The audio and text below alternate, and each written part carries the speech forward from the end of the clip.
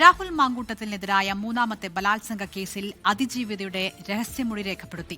Thiruvalla magistrate കോടതിയാണ് മൊഴി രേഖപ്പെടുത്തിയത്. വീഡിയോ കോൺഫറൻസിംഗ് വഴിയായിരുന്നു മൊഴിയെടുപ്പ്.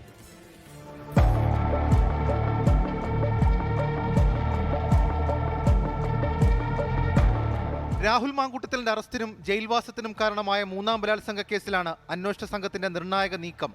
ബുധനാഴ്ച വിദേശത്തെ ഇന്ത്യൻ എംബസിയിലെത്തി വീഡിയോ കോൺഫറൻസിംഗ് വഴിയാണ് അതിജീവിത മൊഴി നൽകിയത്. തിരുവല്ല മജിസ്ട്രേറ്റ് കോടതിയാണ് മൊഴി രേഖപ്പെടുത്തിയത്. ഹൈക്കോടതിയുടെ അനുമതിയെ തുടർന്നാണ് വീഡിയോ കോൺഫറൻസ് വഴി മൊഴി രേഖപ്പെടുത്താനുള്ള നീക്കം. എംബസി വഴി മൊഴിയെടുത്ത ശേഷം പകർപ്പയച്ചു നൽകി പരാതിക്കാരിയുടെ ഒപ്പും രേഖപ്പെടുത്തി. രാഹുൽ മാങ്കൂട്ടത്തിൽ തിരുവല്ലയിലെ ഹോട്ടലിലെത്തിച്ച് പീഡിപ്പിച്ചുവെന്നായിരുന്നു അതിജീവിതയുടെ പരാതി. കുറ്റപത്രം പരമാവധി വേഗം നൽകാനാണ് വീഡിയോ കോൺഫറൻസിംഗ് വഴി രഹസ്യമൊഴി രേഖപ്പെടുത്താനുള്ള അപൂർവ നടപടി പോലീസ് സ്വീകരിച്ചത്. കഴിഞ്ഞ ദിവസം ഒന്നാം ബലാത്സംഗ കേസിൽ രാഹുൽ മാങ്കൂട്ടത്തിന് ഹൈക്കോടതി മുൻകൂർ ജാമ്യം അനുവദിച്ചിരുന്നു.